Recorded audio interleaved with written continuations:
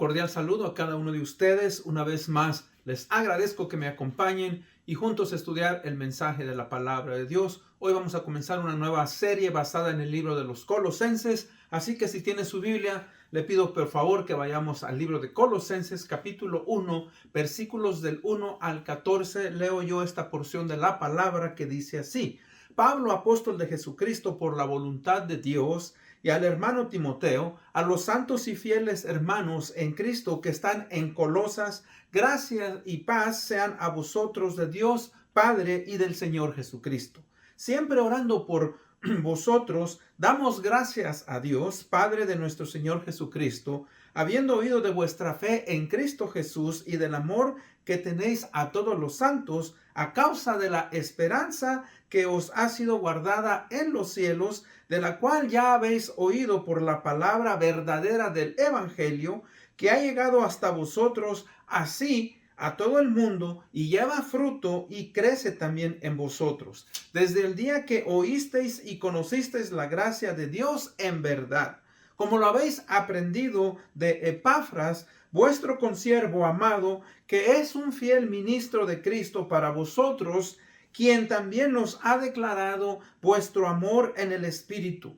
Por lo cual, también nosotros, desde el día que lo oímos, no cesamos de orar por vosotros y de pedir que seáis llenos del conocimiento de su voluntad en toda sabiduría e inteligencia espiritual, para que andéis como es digno de el Señor, agradándole en todo, llevando fruto en toda buena obra y creciendo en el conocimiento de Dios, fortalecidos con todo poder conforme a la potencia de su gloria, para toda paciencia y longanimidad, con gozo dando gracias al Padre que nos hizo aptos para participar de la herencia de los santos en luz, el cual nos ha librado de la potestad de las tinieblas y trasladado al reino de su amado Hijo, en quien tenemos redención por su sangre, el perdón de pecados. Oremos. Padre, una vez más te damos gracias. Ahora que comenzamos esta nueva serie, Señor, en la cual,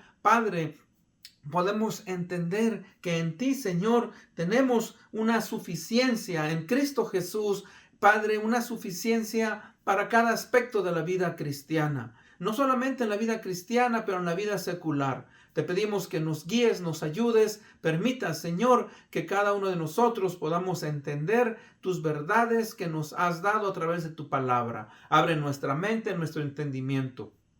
Esto lo pedimos en el bendito nombre de Cristo Jesús, nuestro Señor y Salvador. Amén. Bueno, hermanos, como dije anteriormente, comenzamos una nueva serie. Esta serie la titulo La suficiencia del cristiano en Cristo. La suficiencia del cristiano en Cristo. Hoy el tema es la suficiencia del Evangelio de Jesucristo. La suficiencia del Evangelio del Señor Jesucristo. Leímos en este pasaje algo muy importante y necesario. Dice el apóstol Pablo que el evangelio, ¿verdad?, nos ha sido dado o fue dado, y no solamente, ¿verdad?, nos ha sido ya dado, sino que lleva fruto y crece también en nosotros. En mis experiencias de la vida y como pastor, he oído muchos comentarios de personas sobre cómo, ¿verdad?, puede uno encontrar la plenitud. Algunos dicen, si tan solo estudias una profesión, vas a poder realizarte en la vida. Otros dicen, si tan solo encuentras el trabajo apropiado, vas a poder tener realización o plenitud en la vida.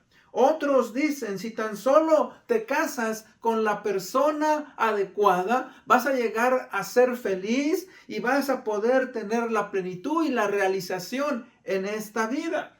Y no solamente eso, porque aún dentro del ámbito cristiano, muchas personas cuando comparten el evangelio, le dicen a las personas, si tan solo entregas tu vida al Señor Jesucristo, no tendrás problemas ya más. Ahora, si usted lee la palabra de Dios en cuanto a este último comentario, Cristo Jesús nunca dijo que no tendríamos problemas. En el Evangelio de San Juan, capítulo 16, versículo 33, dice, estas cosas os he hablado para que en mí tengáis paz. En el mundo tendréis aflicción, pero confiad, yo he vencido al mundo. O sea, en este mundo vamos a tener conflicto, vamos a tener siempre, ¿verdad?, cosas que son contrarias a lo que nosotros deseáramos. Pero en Cristo Jesús podemos encontrar paz en nuestros problemas. Así es que muchos pues no creen la realidad de que Cristo Jesús es suficiente en todos los aspectos de la vida, sino que algunos siguen buscando algo más. Por ejemplo, al igual que en un grupo religioso en los tiempos del apóstol Pablo, los cuales son llamados, ¿verdad?, los judaizantes en el primer siglo, ellos decían que sí, había que recibir a Cristo, pero teníamos que guardar, o se tenía que guardar ciertos aspectos de la ley. Por ejemplo, había que seguir guardando el sábado, había que circuncidarse, había que desechar ciertos alimentos que no iban de acuerdo a la ley o que eran, ¿verdad?, impuros. Pablo en esta carta y en otras de sus cartas enseña que en Cristo hay suficiencia, en Cristo hay plenitud y que no hay necesidad de agregar a Cristo Jesús, a su sacrificio en la cruz del Calvario, más, sino que Él ya nos ha dado plenitud. Y eso es algo que nosotros, mis hermanos, vamos a estudiar el día de hoy.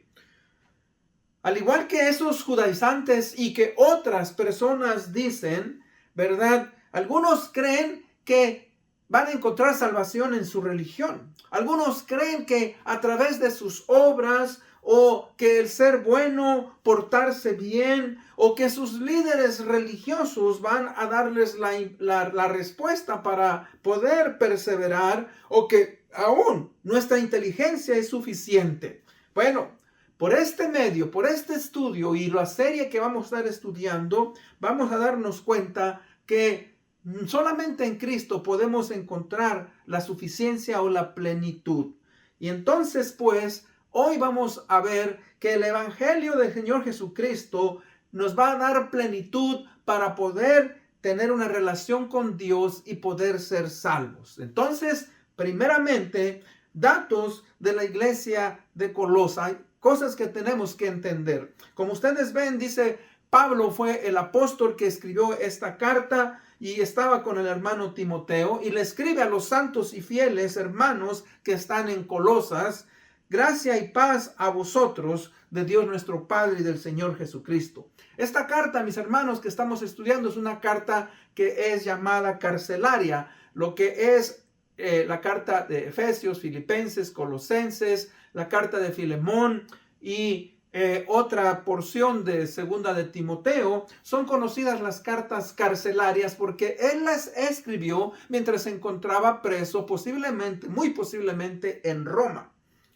La iglesia de Colosas no había sido fundada, mis hermanos, por el apóstol Pablo, sino por Epafras, quien era un compañero del apóstol Pablo en el ministerio y que se cree que conoció en sus prisiones. De hecho, Pablo lo menciona y nos lo dice ahí en el capítulo 1, versículos 7 y 8. Dice: como lo habéis aprendido de Epafras, vuestro consiervo amado, que es un fiel ministro de Cristo para vosotros. Ahí lo está explicando, quien también nos ha declarado vuestro amor en el Espíritu. O sea, Epafras conoció a Pablo, fue a Colosas, fundó la iglesia, pero ahora se encontraba ante ciertos problemas que vamos a estudiar más adelante. Ahora, Pablo le está diciendo a estos hermanos dos elementos importantes: gracia y paz sean con vosotros o a vosotros. Pablo usualmente cuando escribía sus cartas siempre daba un saludo a la iglesia, siempre, ¿verdad?, les daba buenos deseos. Y obviamente aquí, mis hermanos, la gracia y la paz son dos elementos esenciales en la vida del creyente, en la vida de la iglesia, para nosotros continuar adelante y depender de él, obviamente. Primeramente dice gracia.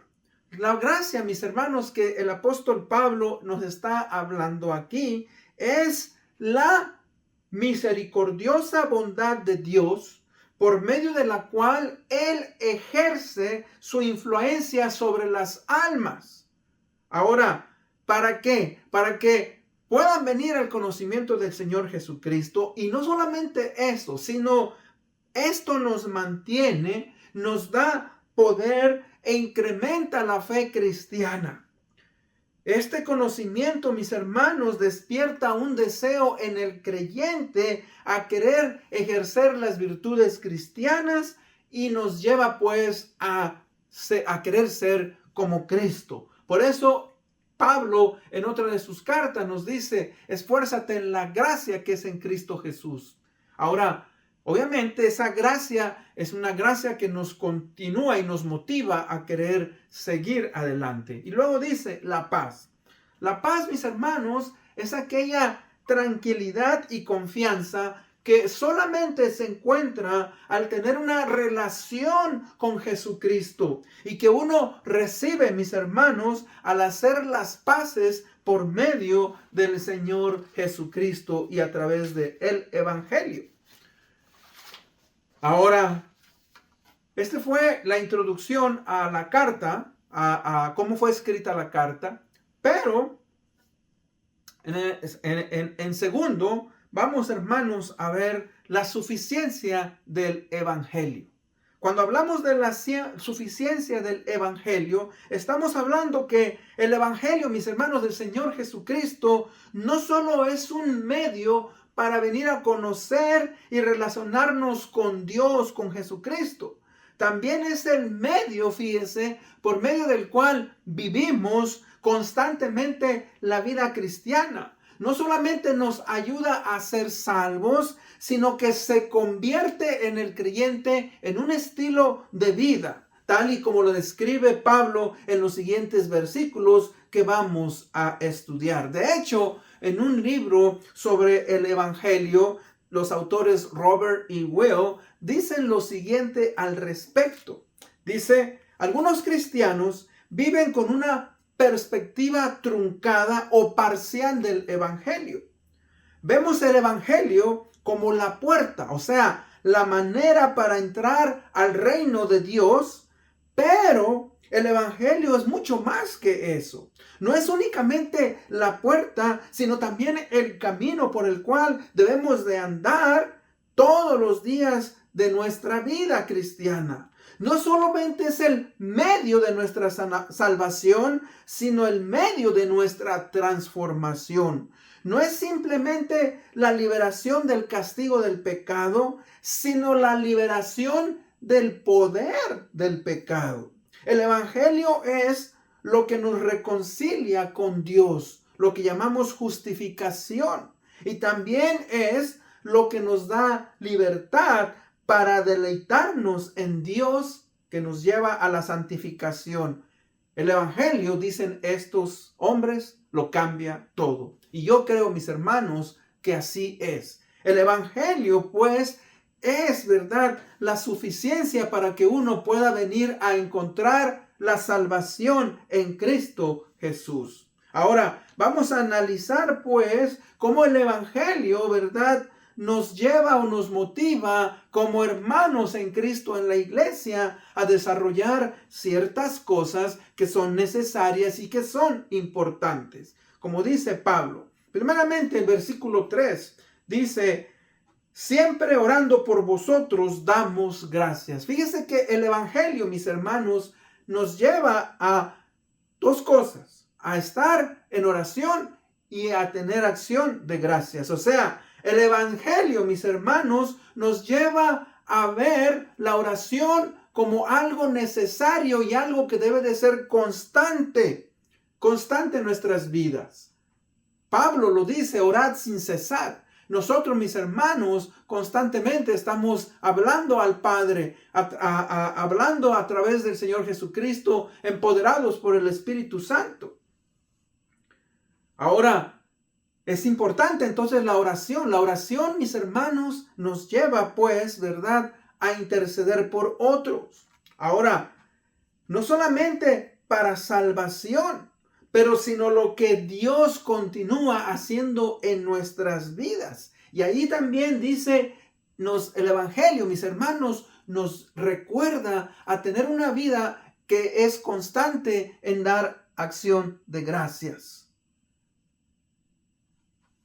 Qué importante, mis hermanos, es que el creyente entienda que estábamos muertos en nuestros delitos y pecados, pero que gracias a que se nos compartió el Evangelio, ahora nosotros hemos cambiado y ahora tenemos vida y salvación en Cristo Jesús. Y eso debe de motivarnos a que constantemente debemos, mis hermanos, de estar dándole gracias a Dios.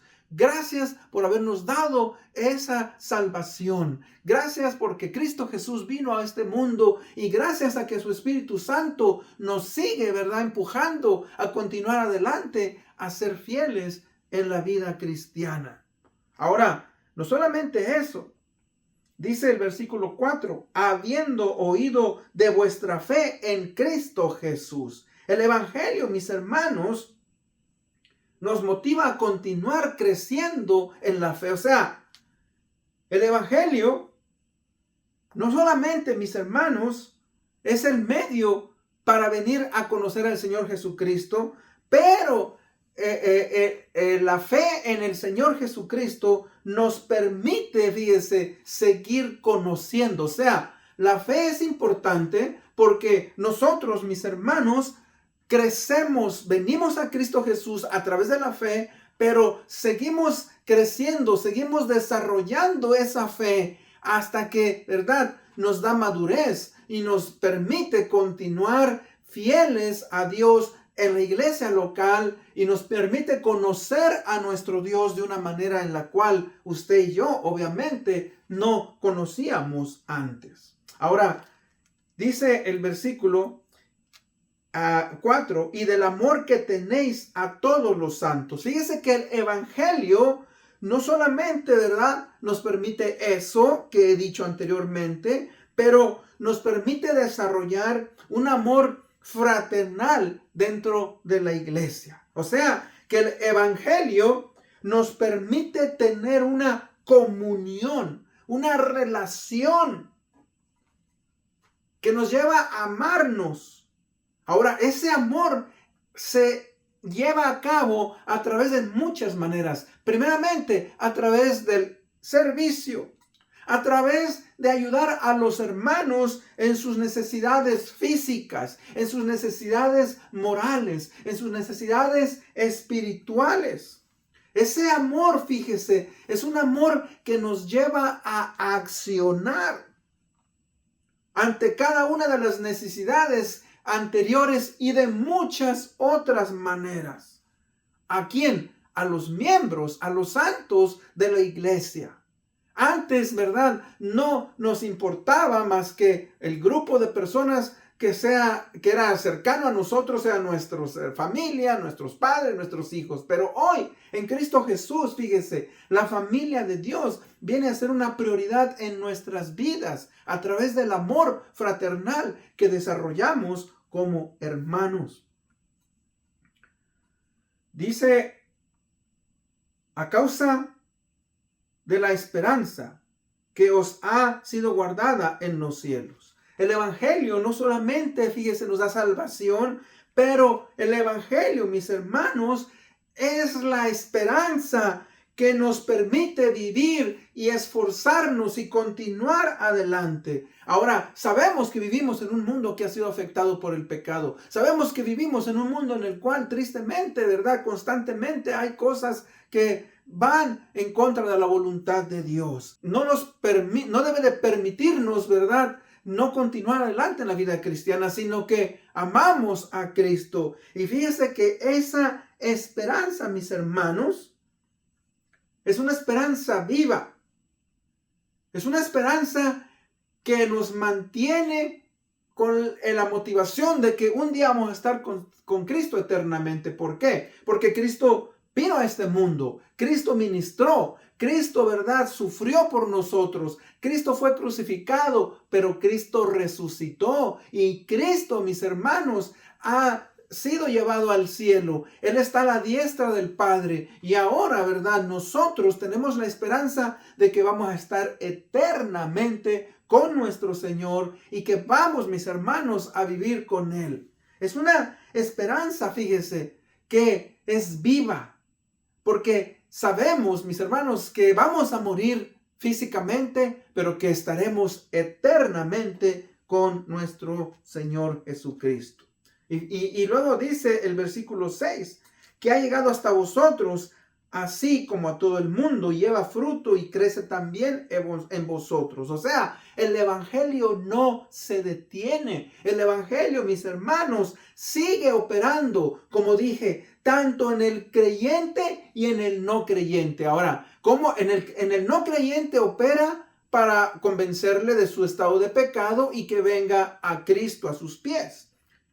Pero en el creyente nos sigue motivando. ¿Por qué? Como dije anteriormente, porque nos sigue transformando, nos sigue liberando del pecado y nos motiva para buscar la santificación en el Señor Jesucristo.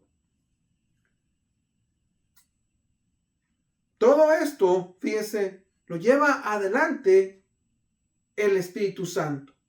Y el Evangelio, mis hermanos, nos ayuda a poder nosotros testificar en testimonio. Por eso el versículo 7 dice, como lo habéis aprendido de Epafras, vuestro consiervo amado, que es un fiel ministro de Cristo para vosotros, quien nos ha declarado vuestro amor en el Espíritu Santo. O sea, que el testimonio, ¿verdad? Que una persona, la manera en que una persona vive, o sea, el evangelio, mis hermanos, nos lleva a vivir para Dios. Y eso es lo que Epafras estaba testificando a Pablo. Epafras les estaba diciendo, estos hermanos son un verdadero testimonio del poder transformador del evangelio. Él, como ministro de la iglesia en Colosas, hablaba bien de los hermanos, de ese amor fraternal, de cómo ellos estaban creciendo, de cómo el evangelio, dice ahí, ¿verdad?, crece en vosotros.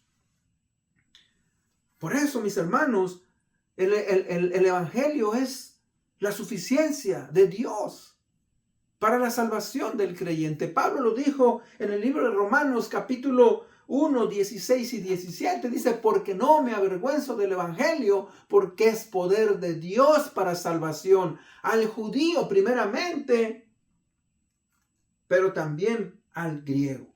Porque en el evangelio la justicia de Dios se revela por fe y para fe, como está escrito, mas el justo por la fe vivirá.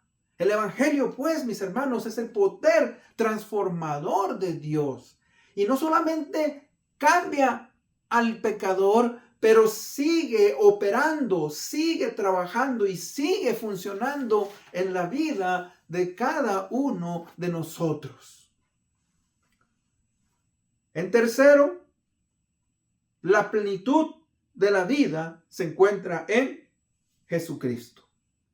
Pablo en el versículo 9 por eso dice, por lo cual también nosotros desde el día que lo oímos no cesamos de orar por vosotros y pedir que seáis llenos del conocimiento de su voluntad en toda sabiduría e inteligencia espiritual. O sea, que la plenitud de la vida cristiana se alcanza cuando uno quiere madurar y pide, fíjese, a Dios que el verdadero conocimiento de su voluntad venga a nosotros. Ahora, es algo que usted y yo, que el creyente debe de buscar. Esa, hermanos, sabiduría, esa inteligencia espiritual. ¿Por qué? Porque, recuerden, nosotros podemos ser engañados, mis hermanos. Podemos ser engañados por lo que enseña este mundo. Podemos ser engañados por nuestra propia conocimiento, nuestra propia sabiduría personal y aún por la sabiduría que podría venir o que puede ofrecer aún Satanás. ¿Y de dónde viene eso? Bueno, le leo en el libro de Santiago, capítulo 3, versículo 15, dice, porque esta sabiduría no es la que desciende de lo alto, o sea, no proviene de Dios, sino terrenal, animal, diabólica. O sea, primeramente, es una sabiduría a un conocimiento que es instintivo, que ha sido dado a todo mundo. Ahora, después, mis hermanos, dice, es de los hombres. Cuando confiamos en nosotros mismos. Pero también puede ser motivada por Satanás. Y ese es el problema. Por eso tenemos, mis hermanos, que crecer. Tenemos que querer buscar esa sabiduría que proviene, ¿verdad?, a través de Dios. Dios, mis hermanos, es el comienzo de la sabiduría. En el libro de Proverbios, capítulo 1, versículo 7, dice, el principio de la sabiduría es el temor a Jehová. Entonces, si usted quiere crecer en sabiduría, si usted quiere crecer en discernimiento, en conocimiento espiritual, pues tenemos que empezar, ¿verdad?, reverenciando a Dios. Buscando, mis hermanos, poner a Dios como primero en nuestras vidas. Y por eso es importante que estemos en santidad y de acuerdo a la voluntad de Dios. El creyente, mis hermanos, dice el versículo 10, para que andéis como es digno del Señor, agradándole en todo, llevando fruto en toda buena obra y creciendo en el conocimiento de Dios. El creyente ha sido llamado a agradar a Dios por medio de las obras.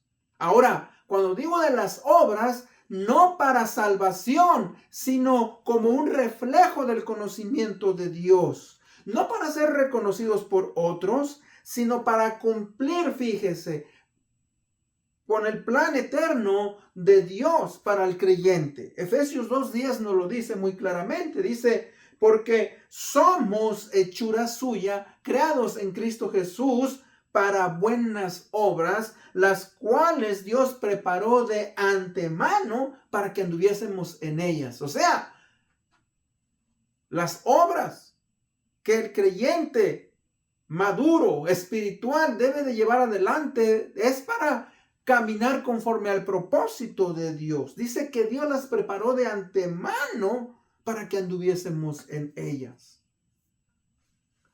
Por eso es importante, fíjese, que seamos transformados y sigamos siendo, ¿verdad?, enseñados a través de la palabra de Dios. Versículos 11 y 12 dice, fortalecidos en todo poder, conforme a la potencia de su gloria, para toda paciencia y longanimidad. Toda la plenitud del creyente, mis hermanos, se encuentra en Jesucristo. No depende de usted ni de mí. No depende de nuestra capacidad mental. No depende de nuestra capacidad de labia, de oral. No depende de nuestra capacidad espiritual. No depende de nuestra fuerza física o de cualquier otra cosa o circunstancia. Sino que nuestra capacidad, mis hermanos, proviene en Cristo. Descansa en Cristo. Por eso dice, fortalecidos con todo poder, conforme a la potencia de su gloria. O sea, que debemos, mis hermanos, buscar esa sabiduría en Cristo Jesús. Y Dios nos va a proveer por medio de su Espíritu, por medio de su palabra.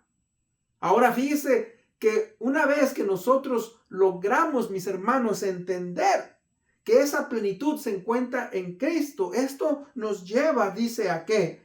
A ser fortalecidos en toda paciencia y longanimidad. Ahora explico. La palabra paciencia y longanimidad son muy parecidas, pero la longanimidad es la paciencia extrema que lleva al creyente a seguir perseverando. O sea, la paciencia es importante, pero hay momentos en los cuales pasamos por dificultades, por tribulaciones, por pruebas, y ahí es donde necesitamos una paciencia extrema que nos lleva a perseverar. Y por eso dice, en el gozo. Solamente, mis hermanos, en Cristo Jesús podemos encontrar esa plenitud que nos puede llevar a continuar adelante en la vida cristiana. En conclusión, Cristo es entonces, hermanos, quien hace la diferencia en la vida del cristiano y del no creyente por medio del Evangelio del Señor Jesucristo. ¿Por qué? Porque Cristo cambia y transforma la perspectiva de la vida, lo que llamamos la cosmovisión, la manera en que una persona percibe el mundo.